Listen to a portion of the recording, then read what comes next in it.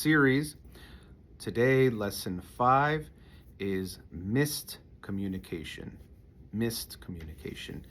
And this is, of course, a play on words of miscommunication. And the way this lesson came to me over time, especially working with couples, that also would come up in individual work, but often I would see couples use the phrase, oh, as a miscommunication. But really, more than it being a miscommunication, what was missing or what was the problem was missed communication, meaning a lack of communication or the avoidance of conversations or the avoidance of clarifying things to make sure you're on the same page, more than a missed communication. So let me make that distinction. So missed communication or a miscommunication could be something like, today I see my friend on a Friday and I say, hey, next Sunday, let's meet for lunch. And we say, great. And then that Sunday, 2 days later, I'm waiting for my friend at lunch and I'm saying, hey, where are you? And they say, hey, you said next Sunday. And so there was a miscommunication. I meant the next Sunday coming up, which was 2 days from now. I would probably say rightfully, but they thought I meant the next Sunday of the next week, which is usually what it means. But there would be a miscommunication in the sense that we had the same conversation together, but we took two different conclusions from it. And because of that, there was this difference or discrepancy, which led to, in this case, a relatively minor, but issue between us or inconvenience. And that, of course, happens a lot too in all relationships. What I think is more problematic and needs to be paid attention to even more is missed communication. And when I'm working in therapy with a couple, one of the major goals of therapy, or one of the major means, I should say, or techniques in therapy, is to get a couple to talk about things they haven't talked about before, or they haven't talked about enough, or haven't had the right types of communication, the right types of conversations to help resolve or understand each other related to some issue. So I was constantly being faced with this issue of missed communication, the conversations that don't happen, as causing deep problems in a relationship. I want to make a little bit of a pivot here and talk about something that comes up related to relationships and communication, which is that people will also say we have communication issues. You regularly will hear the couples talk about that, or people talk about that. And there definitely is a lot of room for any of us to get better at communicating with each other. It's actually another technique or benefit of couples therapy is to improve the ways that you communicate. So you maybe have the same feelings, but you might be able to communicate them in a better way. Or you might be doing some hurtful or toxic things in the way that you communicate, and we kind of unlearn them or learn some other ways of communicating that might be more beneficial or lead to a better result. So there's definitely that, which is very important. For example, it's cliche in psychology, but has value, which is to use I statements. So rather than saying, you're such an idiot, or you did this, or you made me angry, you say, I was angry when this happened, or I was feeling this way. So you start with yourself and your own experience, and that has value. Of course, we can't only use I statements, but especially when we're having a sensitive conversation or we want to open up a topic, it can have value, definitely, to use an I statement. But what I also see with couples is sometimes if they say, okay, well, let's just work on the communication and how we talk to each other, or the specific words we use or phrases that we use, they want me to coach them in that way. But if underneath their relationship contains so much anger and resentment and pain and difficulties, no matter how you phrase things, if the feeling underneath is not good, if there isn't a solid, loving connection between two people, it doesn't matter what kind of words or phrases you try to use, it won't make a difference. It's not going to be good enough. You can still use an I statement, but you might say it in such a passive aggressive way that it'll still be hurtful or won't get anywhere. So the techniques matter, but the techniques are more on the surface. They can affect how you feel over time, for sure. But if we don't have, um, or we don't take the time to address what's going on underneath in the relationship and the connection, that's it won't matter how you talk to each other. So that's also something that I see with couples is sometimes almost an avoidance of the deeper issues, thinking hopefully if we just say things the right way, everything will be okay. And unfortunately, as is often the case, it's not that simple. We need to take the time to go deeper to repair the relationship and the feeling, and then it's not. I would say, and then as if you can't already start to communicate better, but then those communication techniques can have a much bigger impact to make things go in a positive direction. But coming back to missed communication, to me, every relationship practically has these unhad conversations, meaning topics, issues, feelings, whole ranges of conversations. For example, often with couples, I've seen couples that have been married many years and then they've never once talked about their sex life. One time, there's just this assumption that it should just work, or it's just so uncomfortable to talk about, or they don't think their partner wants to talk about it, and so they will just avoid the conversation altogether. And so sometimes in therapy, it's the first time after maybe a decade of knowing each other that the conversation of sex is even brought up, especially brought up in a direct way. Maybe a few comments have been made here and there, but not an actual conversation. So this is what I think is so important for us to each reflect on, especially in our important relationships. Where is the missed communication? What are those conversations that I have not had with my partner, if we're talking about that relationship or this person that I'm close to? And it could be a difficult thing to think about, because if we've avoided a conversation, almost by definition, it's going to be an uncomfortable conversation, or something that we've intentionally, or even if it's unconsciously, but we've avoided it because we don't think that the conversation will feel good, or the topic doesn't feel good, or we're afraid of our partner's reaction, or we don't know how to even open the topic. And so it usually means if we're going to be real with ourselves, we have to get into some muddy waters. We have to accept and acknowledge that the things that will come to mind might not feel very good. They probably won't.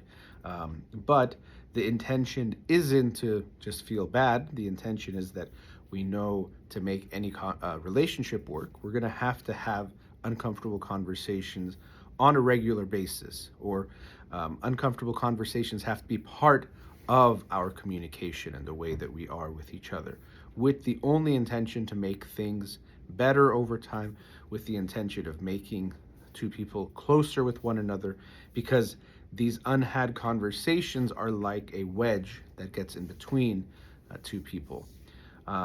When I've worked with couples in therapy, of course, often it's let's work on this big issue, some things that have come up, some ugly arguments and different things. And that's definitely a big chunk of therapy often is devoted to that.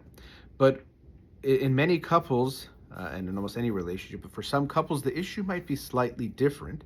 Um, it might be less about them, having these really bad fights and things getting ugly in that way.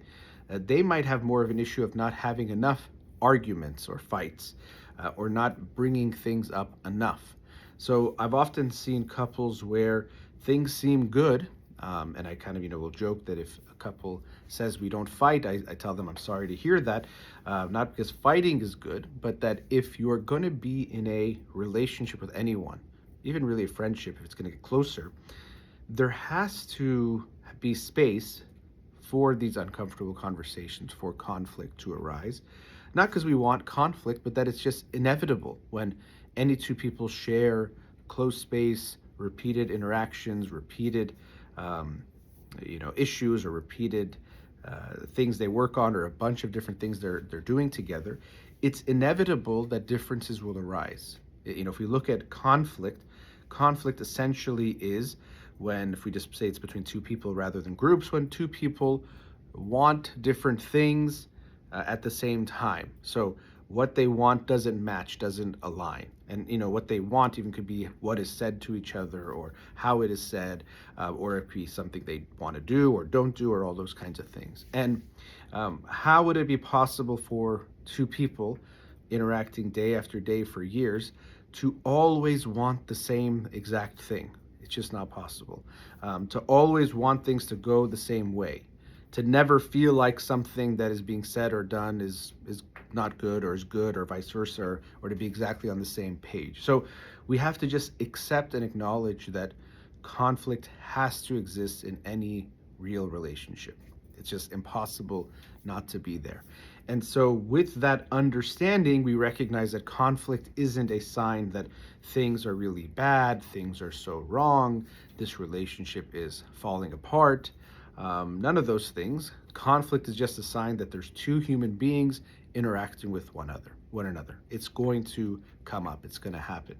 And this is actually why I think modeling conflict as parents and in a family is so important, because conflict is difficult. I could talk about it here in this very easy way. And as I've talked about with lessons I'm learning, it's not that I'm a pro at conflict. I actually think it's something I struggle with. I have a hard time embracing and facing conflict. And it's something that I'm trying to continue to work on, and I have worked on, because I don't think it's easy. So conflicts are tough and they can be scary.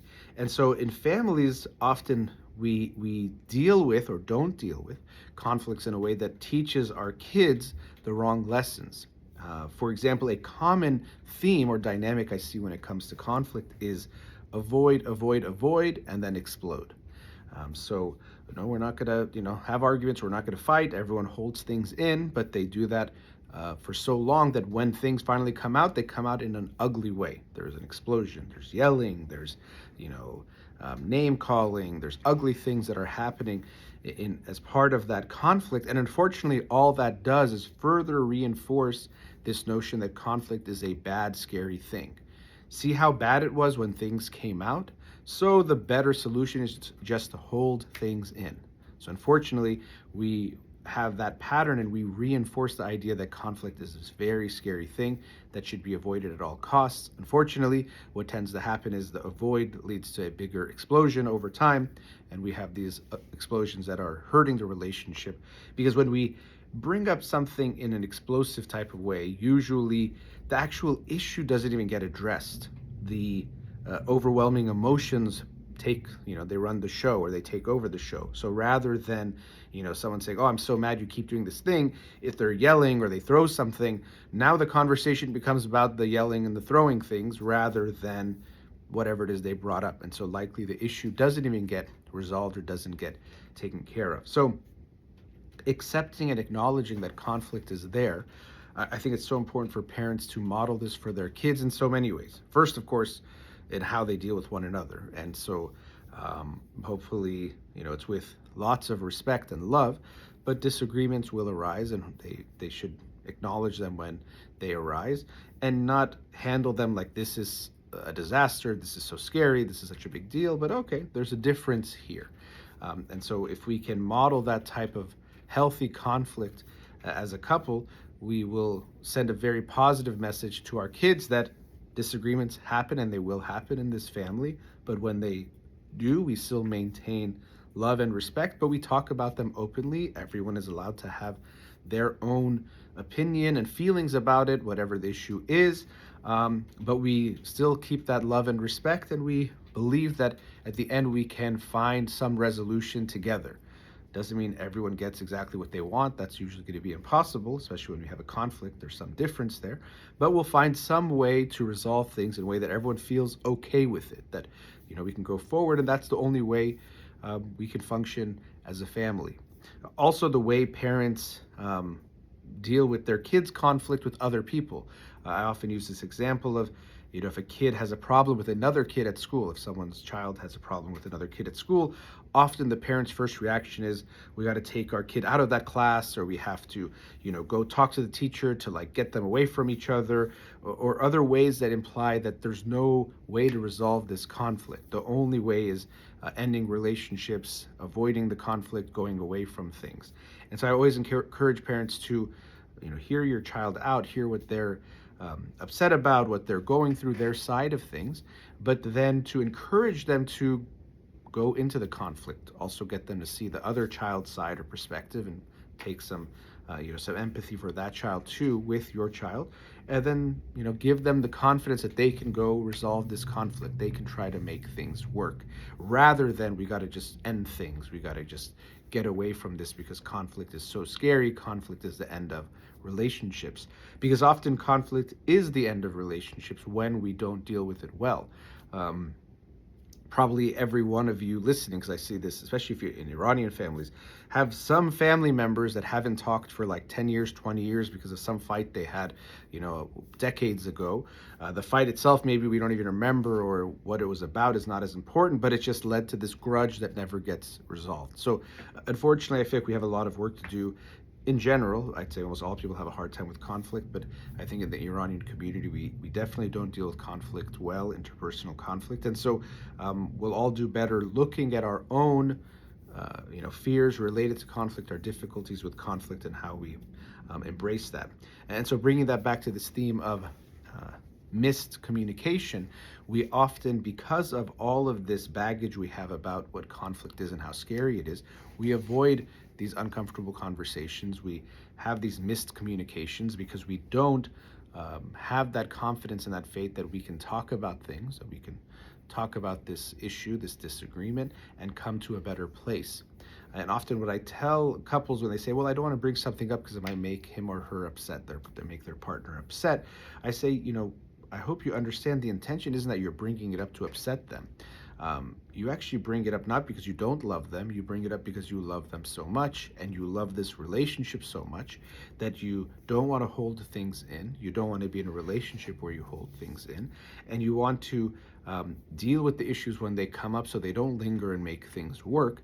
So actually, you're bringing something up, even if it's uncomfortable, as an act of love, not as an act of trying to get back or make them feel bad, but with the intention that having this conversation will be better than not having this conversation. I don't want us to have the missed communications that lead to relationships becoming more distant over time or getting more resentful over time. I want to have this conversation with you because I care for you and I love you. So, something to think about: missed communication and how common it is in our life and in our relationships, and reflect on the important relationships in your life and think, where is the missed communication there? Where can I take the step to engage in those conversations, start those conversations to try to create a better relationship? So that's lesson 5: missed communication.